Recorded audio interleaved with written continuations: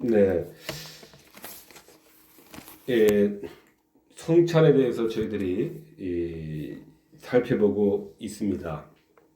오늘은 주님의 몸에 대해서 조금 더 살펴보는 시간을 갖도록 하겠습니다.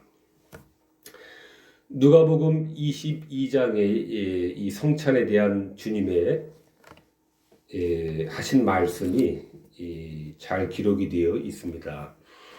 또 떡을 가져 살해하시고 떼어 저희에게 주시며 가라사대 이것은 너희를 위하여 주는 내 몸이라 너희가 이를 행하여 나를 기념하라 하시고 그랬습니다. 네, 우리가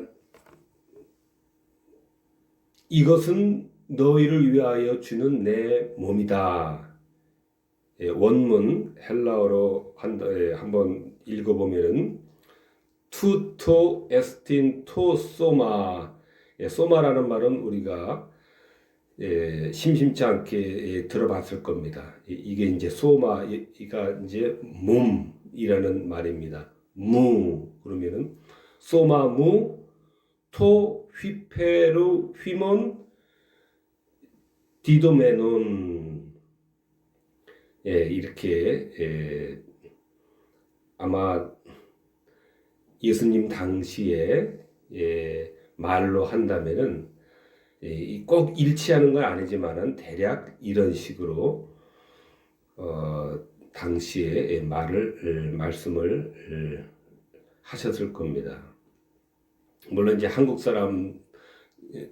우리 한국 사람들이 하는 발음하고는 이제 영어도 그렇지만은 원어민들이 하는 말을 들으면은 거의 뭐 알아들을 수가 없죠. 다른 말이 되지요. 아무튼 우리가 그 아주 이 결정적인 그런 구절이라든가 이런 것은 원문으로 이렇게 한 번씩 보는 것이 좋다라는 생각을 합니다. 투토 에스틴 토 소마 무토 휘페르 휘몬 디도메논. 네, 이렇게 이제 이것이 원문에 이렇게 이제 되어 있습니다.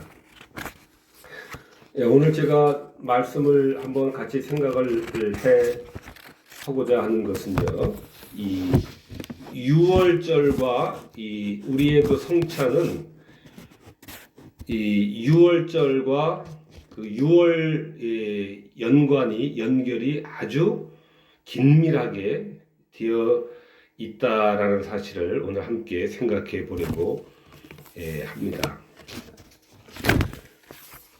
6월절은 그 출애굽기 11장, 12장에 걸쳐서 이렇게 잘 설명이 되어 있습니다. 이제 바로가 이제 이스라엘 백성을 내보내라고 하는 그러한 이 하나님의 명령에 듣지를 않았습니다.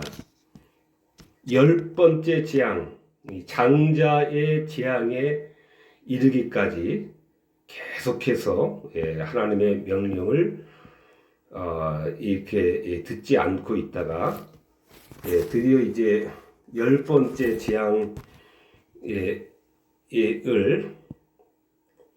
이렇게 하나님께서 이제 내리시기로 하셨습니다. 그때에 하나님께서 이스라엘 백성들에게 그 약속을 하시고 말씀을 하시고 이렇게 약속하신 내용이 바로 이 11장과 12장에 걸쳐서 이렇게 설명이 되어 있는데요. 11장에 보면은 출애굽기 11장에 보면은 이제 한 가지 재앙을 바로와 애굽에 내린 후에야 그가 너희를 여기서 보낼지라. 또 흠없고 1년 된 수컷 양이나 염소를 취하여 그 피로 집 문 좌우 설주와 인방에 바르고 또 건너뛰어서 고기는 먹고 그랬습니다. 고기는 먹고 우리 성찬식 때에도 먹는 행위가 있죠. 예, 이 6월절 당시 이 행식의 형식에서 그 먹는 것과 유사성이 있죠. 연결성이 있죠. 우리도 성찬 때 먹습니다. 하나님이 그 당시 출애굽에서 명하신 그 6월절 규례에도 이 고기는 먹어야 할 것을 그렇게 먹으라라고 그렇게 명하셨습니다. 그래서 내가 애굽 땅을 칠 때에 그 피가 너희의 거하는 집에 있어서 너희를 위하여 표적이 될지니라. 사인이 된다는 것이죠. 약속이 된다는 것이죠. 표적이 될지니라. 표시가 된다는 거죠. 내가 피를 볼 때에 너희를 넘어가리니 재앙이 너에게 내려 멸하지 아니하리라. 우리가 이제 자세하게 보면은 참 이 은혜로운 말씀들이 있습니다.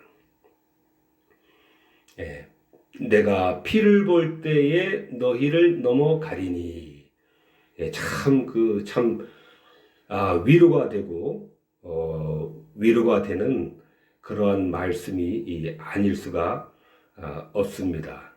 그래서 6월절을 영어로는 패스오버 그렇게 합니다.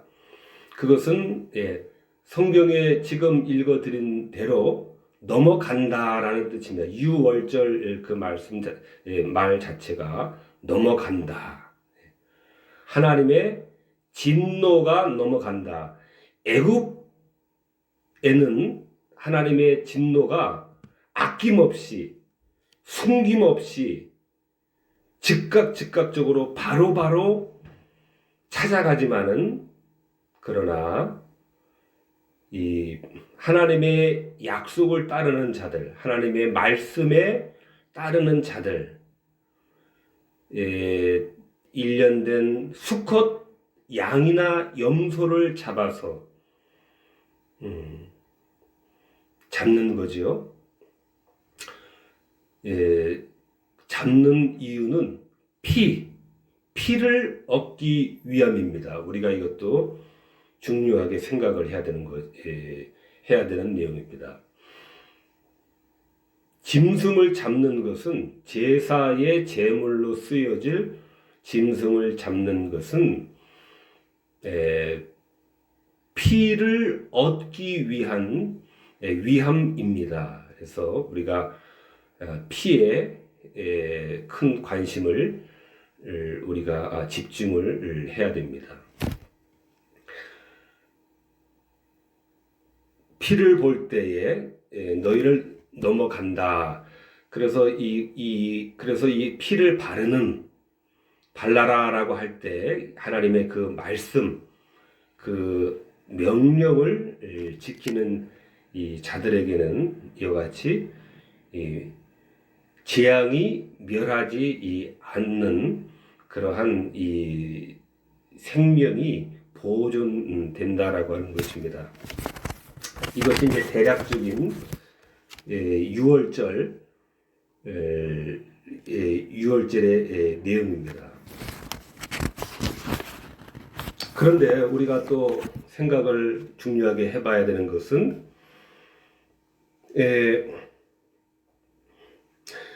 주님께서 이 성찬 내 이 떡과 이 포도주를 기억하라. 떡은 내 몸이다. 주님의 몸이다.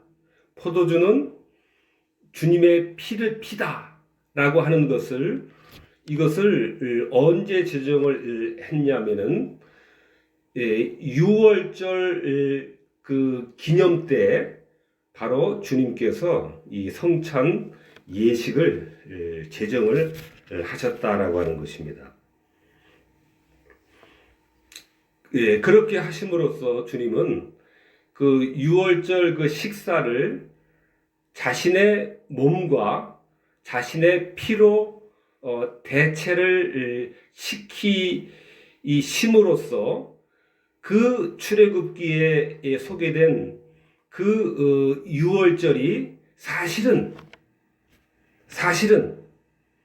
그것은 이제 인류의 구원을 위해서 희생 제물로 돌아가실 바로 자신의 죽음을 예표하고 예고하고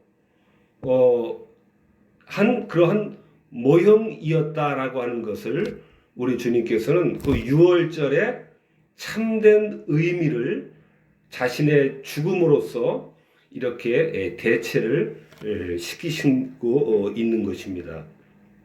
이것이 우리가 유월절에서 우리가 얻어야 되는 진정한 의미입니다. 구약의 모든 제사는 사실은 그 제사 자체가 의미가 있는 것이 아니라 그 구약은 제사는 다 그림자였어요. 다 그림자였습니다. 오직 영원하고 진실한 단 하나의 제사를 가르치기 위해서 그것은 매년마다 또 때마다 반복될 뿐이었지 실제로 그 모든 제사들이 가리키고 지향하는 것은 딱 한 가지 이 제사였으니 그것은 여러분도 짐작하듯이 예수 그리스도 메시아 인류를 구원하실 메시아 그리스도께서 드리실 그 십자가에서의 희생 제사 자신의 몸을 화목 제물로 드려서 이제 완성하실 구약의 모든 제사들을 이제 단번에 구약의 제사들은 매년마다 반복적으로 드려야 됐습니다. 또 때마다 또 필요할 때 이렇게 반복적으로 드려야 됐지만은 단번에 들으셨다 할 때는 이제는 한 번으로서 완전하게 완성이 되기 때문에 반복할 필요가 없기 때문에 단번에 들으신 제사인 것입니다. 십자가에서의 그리스도의 자신의 몸을 화목 제물로 드리신 그 희생 제사는 그런 제사였던 것입니다. 그리고 그 제사는 영원한 제사라고 했습니다. 효력이 영원하다라는 것입니다. 영원하다라는 것은 그만큼 주님의 제사는 이 완전하고 완전한 제사이기 때문에 더 이상 반복할 필요가 없는 이 완벽한 제사이기 때문에 효력이 영원할 수밖에 없고 영원한 것입니다. 그래서 제가 말씀드리고 싶은 것은 이 유월절 자체로서 그 딱 단절이 돼서 그것으로서 의미가 100% 있는 것이 아니고 그 유월절의 그 제사는 그 유월절의 기념은 바로 이제 이스라엘이 애굽에서 종살이하고 노예를 한 것은 바로 이것은 우리 온 인류가 사탄 마귀에 사로잡혀 있는 그래서 그 종로릇을 하고 있는 그러한 인류의 비참한 상태를 나타내고 있는 것입니다. 이것은 어거스틴 이래로 우리 정통적인 그러한 교부들이라든가 또 중세 또 우리 종교 우리 개혁자들 그 좋은 그러한 전통을 가르치신 우리 이 개혁자들에게도 이것은 그 인정을 받는 그러한 이 해석입니다. 네, 그래서 그 6월절 지켜야 될 그 일 중에서 그렇기 때문에 6월절에 그 흠 없고 일련된 그 양이나 염소를 취해서 이렇게 제물로 바쳐야 된다 했을 때 바로 그 제물은 바로 십자가에서 화목 제물로 바쳐질 바로 그 그리스도의 그 희생 제사를 그 그리스도의 그 몸을 예표하는 그러한 이 양인 것입니다. 바로 그 양을 이야기하는 겁니다. 그러니까 우리가 이 6월절에서 이 그리스도를 우리가 발견을 해야 되는 것입니다. 세례 요한이 그러기 때문에 요한 1장에서 하나님의 어린 양이다 이렇게 주님에 대해서 말씀을 하신 것입니다. 이 어린 양이라고 하는 것은 이것은 6월절 예식에서 그 하나님께서 요구하신 바로 그 양이죠.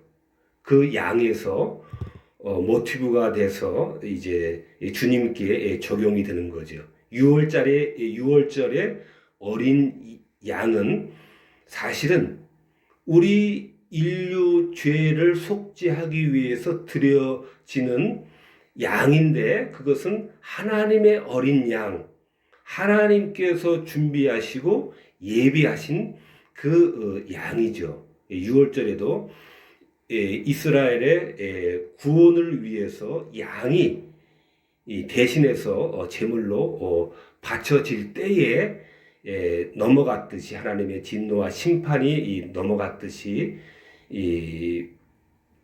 그 양이 필요로 했던 것입니다. 그래서 세례 요한도 요한 1장에서 하나님의 어린 양, 하나님께서 준비하신 양이시다 그렇게 말씀을 하고 계십니다.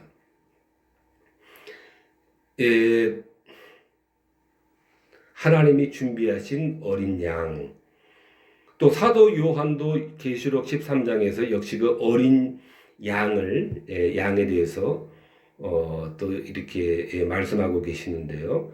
죽임을 당인 어린 양, 또 이렇게 역시 그 6월절에 그 희생당한 그 어린 양을 모티브로 하는 그 양을 또 우리 주님께로 이렇게 적용을 하고 있는 것입니다. 그러니까 그 6월절의 그 양은 사실은 그 그리스도가 십자가에서 이제 인류의 구원을 위해서 속죄하는 그 제물로 드려지는 그 실체가 되시는 예수 그리스도를 이미 그 출애굽기 이 6월절 예식에서 예표하고 이렇게 예고하는 모형적으로 이미 이 말씀을 가르치고 있는 것입니다.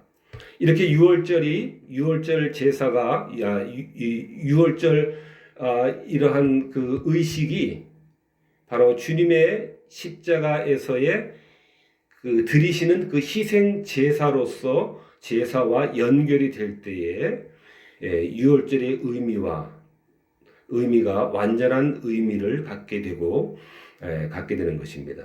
그래서 우리 주님께서는 이와 같이 유월절 양으로서 자신을 제물로 드리시기 직전에 바로 이 성찬을 제정하심으로써 그 출애굽기의 그 유월절 예식이 사실은 그 자신의 그 이 죽음, 그러므로 희생 제물로 드려짐으로써 인류를 구원하는 그 죽음이심을, 이스라엘 백성이 제물을 잡아서 피를 뿌리고 바를 때, 문 설주와 인방에 바를 때 우리 주님의 그 진노와 심판이 그 집에는 임하지 않고 넘어가듯이 바로 이제 십자가의 희생으로 말미암아 주님의 몸과 몸이 찢기고 상하실 때, 또 그리고 그 피가 이제 우리 죄를 씻으실 때에 비로소 우리의 구원은 완전하게 완성이 되고 구원이 우리에게 이제 임하게 되었다라고 하는 그러한 사실을 이와 같이 이 출애굽기에서 이미 유월절 예식으로서 계속해서 한번 예고하신 이후로 끊임없이 반복하면서 바로 이제 미래의 어느 때에 참된 메시아 그리스도가 나타나셔서 그의 죽음으로써 제물로서 그의 몸을 제물로 드리심으로써 하나님이 우리들에게 우리의 범죄로 말미암아 우리를 진노하신, 그래서 심판하실 수밖에 없는 우리 인류를 이제 구원하신다라고 하는 그러한 선포를 유월절을 통해서 반복적으로 해 오셨고, 이제 그 유월절의 그 실체이신 이 그리스도의 죽음을 이렇게 앞두고 바로 다시 한번 마지막으로 최종적으로 그 유월절의 의미를 정확하게 그 의미를 다시 한번 강하게 우리들에게 가르치심으로써 가르치시는 것입니다. 주님의 그 죽음 직전에 다시 한번 이렇게 가르치시는 거예요. 그래서 우리가 주님의 성찬을 이야기할 때는 이 유월절과 반드시 이 연결을 시켜서 우리가 생각을 하고 거기서 큰 유익을 얻어야 되겠습니다. 내가 피를 볼 때에 너희를 넘어가리니. 또 출애굽기 11장에 또 보면은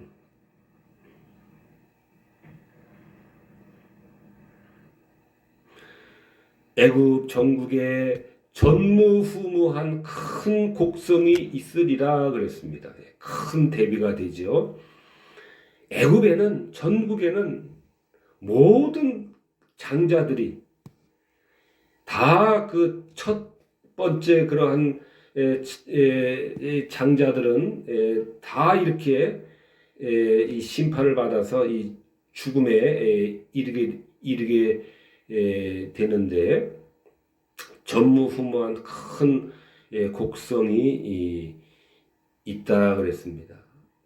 이건 참 무서운, 두렵고 무서운 말이 아닐 수가 없습니다. 사람들을 만나면은 사람들은 그냥 이 땅의 이야기들로 그냥 그 말의 잔치가 일어납니다. 건강 문제부터 시작해서 또 연예인 이야기로 꽃을 피우고, 또 좋은 거 뭐가 좋더라 하는 이런 이야기들, 또 이렇게 세계가 돌아가는 정세, 또 나라가 돌아가는 정세, 이러한 여러 가지 다양한 그러한 이 이야기들로 이렇게 사람들을 만나면은 뭐 아주 그냥 말에 진수성찬이 그냥 벌어집니다. 진수성찬이 벌어져요. 운동하는 사람은 운동을 열심히 하는 사람들은 자기 그 운동 이야기, 또 주식을 또 하는 사람은 또 자기 또 주식 이야기로 또 말의 풍년이 또 이루고, 이렇게 몇몇 사람들만 모여서 모여도 이렇게 그냥 온갖 이야기. 그런데 땅의 이야기, 땅의 이야기, 땅의 이야기로 말에 이루 말할 수 없는 잔치가 일어나고 풍년이 일어납니다. 물론 저도 이제 그런 이야기를 하면은 이제 저도 뭐 열심히 이제 참여하기는 합니다. 또 뭐 그냥 입 다물고 또 그냥 그럴 수는 없잖아요. 그러니까 이제 그 뭐라 그래요? 그 노래 부를 때 이렇게 뭐 같이 호응도 해주고 이제 또 해야죠. 또 심각하게 또 앉아 있을 수는 없죠, 혼자서. 네, 그래요. 그런데 이제 제가 뭐 이제 그런 이야기에 빠져서 이제 들을 때는 뭐 참 뭐 귀가 즐거운 면도 있죠. 뭐 이런 또 내가 알지 못하는 또 이제 소식도 뭐 이제 알게 되고 하면은 뭐 또 뭐 도움이 되기도 하고 그러죠. 뭐 그런 일이 전혀 뭐 필요 없는 일만은 아니죠. 필요는 하죠. 그런데 이제 저는 이런 생각을 해봤습니다. 그런데 그런 이야기들로만 우리의 머리에 생각이 온통 꽉 차 있게 된다라고 하는 것입니다.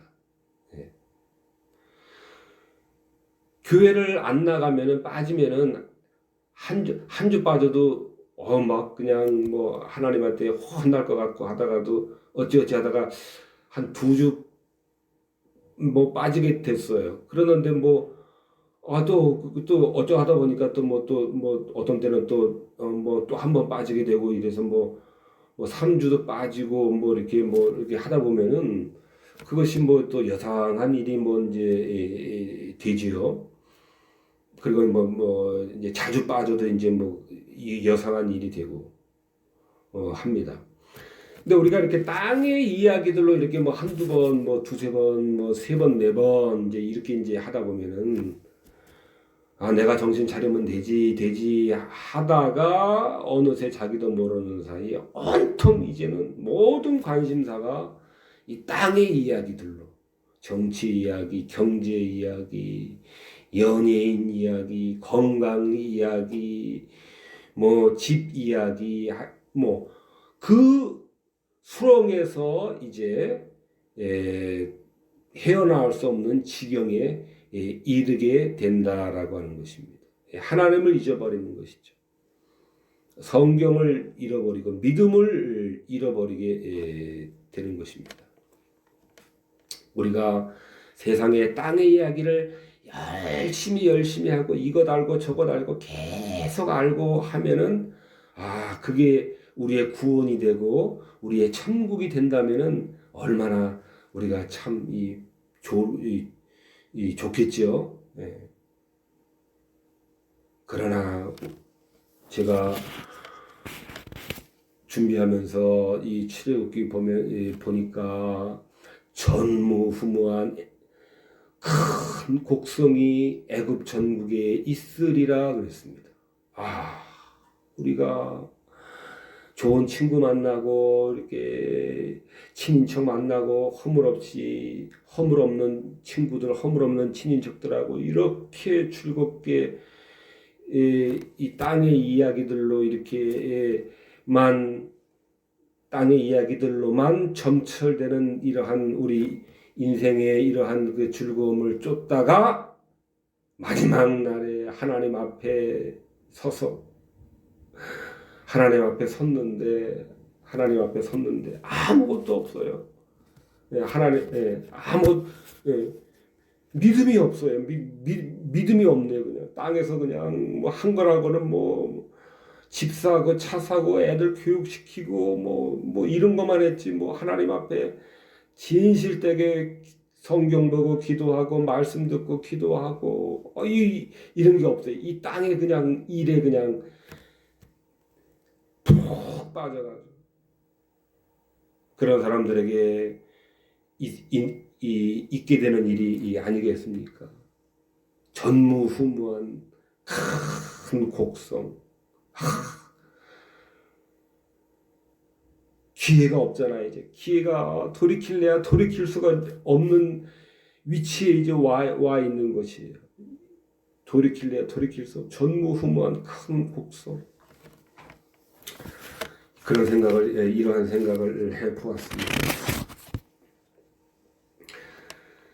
바로 이 6월절에 필요한 것은 흠없는 수컷 양, 그리고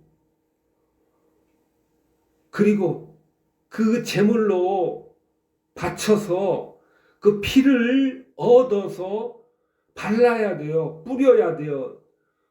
임방과 설주에, 문 좌우 설주와 임방에 바르고 발라야 됩니다.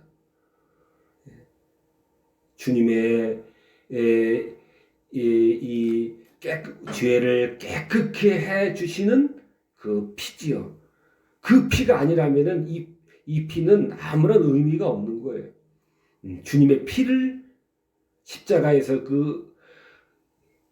우리를 씻기시는 그 피를 상징하는 의미가 아니라면은 6월절 예식도 필요 없고 그 바르는 행위도 아무런 의미를 갖지 못하는 것인데, 주님의 십자가 그 희생에서의 그 피를 상징을 하기 때문에 우리가 6월절 의식을 우리가 깊이 생각을 해야 되는 것입니다.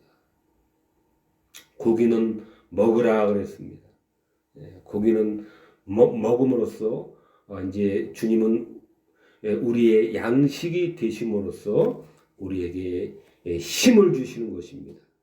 그러니까 우리는 일생 동안 주님의 말씀, 주님은 우리를 말씀으로 먹이시는 분이시므로 우리는 주님을 말씀을 우리가 먹어야 되는 것입니다. 완전히 내 몸에 흡수를 해서 흡수를 하도록 우리가 주님의 말씀을 먹어야 되는 것입니다. 피가 너희의 집에 표적이 될 것이다. 사인이 된단 말이죠. 하나님과 우리 사이에 이제 피처와 캐처가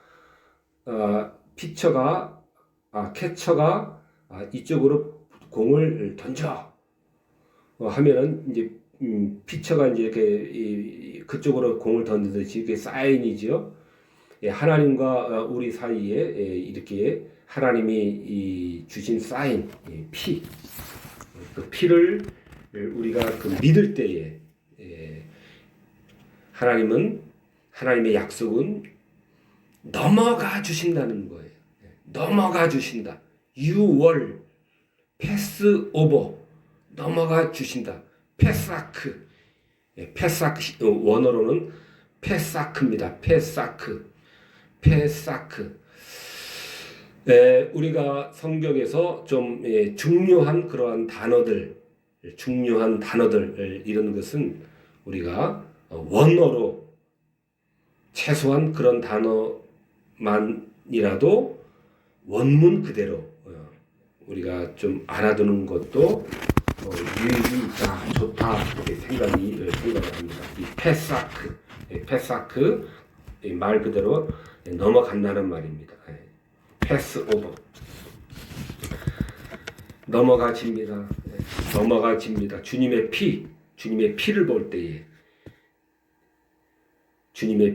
때에 하나님이 우리를 넘어가 주십니다.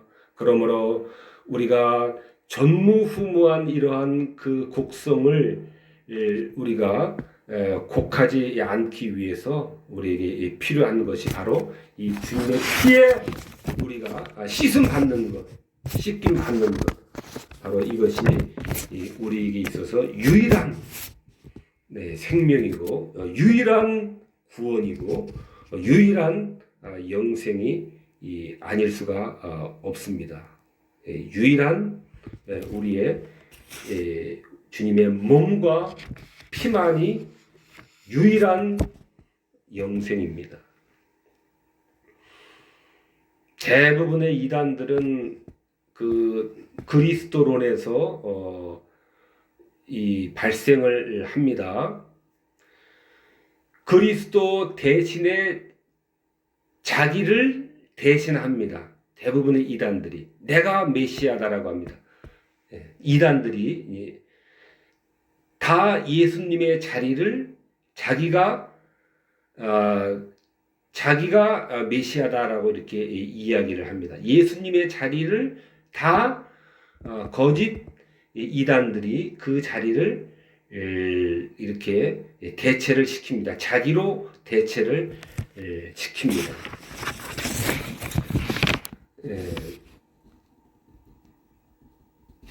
그러나 우리의 죄를 속죄를 이룰 수 있는 피는 오직 예수 그리스도의 피밖에는 예수 그리스도의 그 찢기고 상하신 그 몸만이 우리의 구원이고 영생인 것을 우리가 꼭 명심해야 됩니다.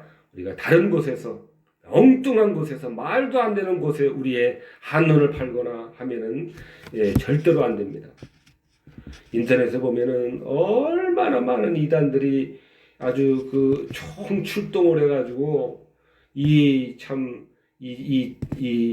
예수 그리스도의 십자가에서의 유일한 그 희생 제사를 부정하며 자기에게로 미혹하는 이단들이 얼마나 많은지 모르겠어요. 얼마나 많은지 간교하기 이를 데 없고 아주 더럽기 이를 데 없는 그러한 이단들이 너무나도 여러 이단들이 횡행을 하고 있습니다.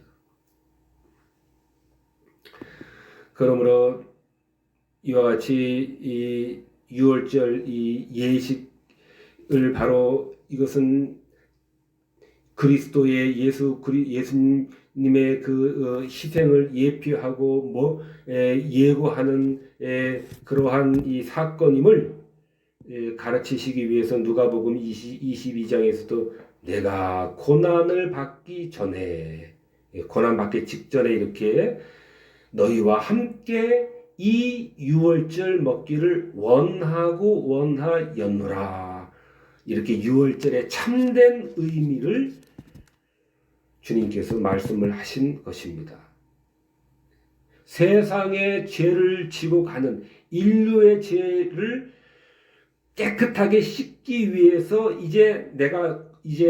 곧 내가 그 당할 그 죽음과 그 고난은 바로 인류의 구원을 위한 그러한 희생 제사이다 라는 것을 가르치기 위해서 내가 고난을 받기 전에 십자가 희생을 당하기 전에 이제 그런 말씀이죠. 내가 고난을 받기 전에 너희와 함께 이 유월절 먹기를 원하였다. 사실은 출애굽의 그 유월절은 사실은 내가 인류를 죄의 종살이에서 구원하는 바로 그 제사였음을 그 제사 유월절 예식은 바로 인류의 구원을 위한 그러한 예표였다라고 하는 것을 우리들에게 가르쳐주고 있는 것입니다.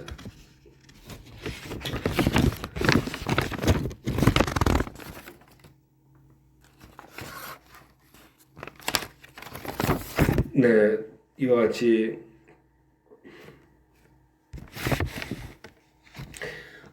유월절 그리고 유월절 이 제사 후에는 또 이와 같이 식사가 뒤따랐습니다. 식사는 잔치고 큰 기쁨을 이야기를 합니다. 큰 기쁨을 말을 합니다. 이제 제사가 드려지면은 그 제물과 드려진 죄물과 그 피에 의해서 속죄가 이제 뒤따르는 것입니다. 사죄가 되는 것입니다. 하나님의 용서가 이제 하나님의 용서가 이루어지는 것입니다.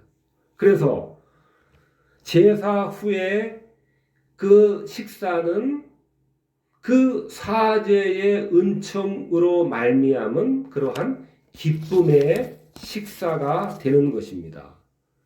기쁨의 식사가 되는 것이에요. 그래서 우리 주님께서 이와 같이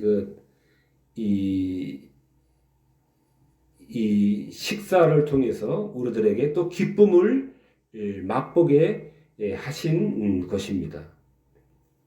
참 은혜로운 이 방식이죠. 방식이 아닐 수가 없습니다.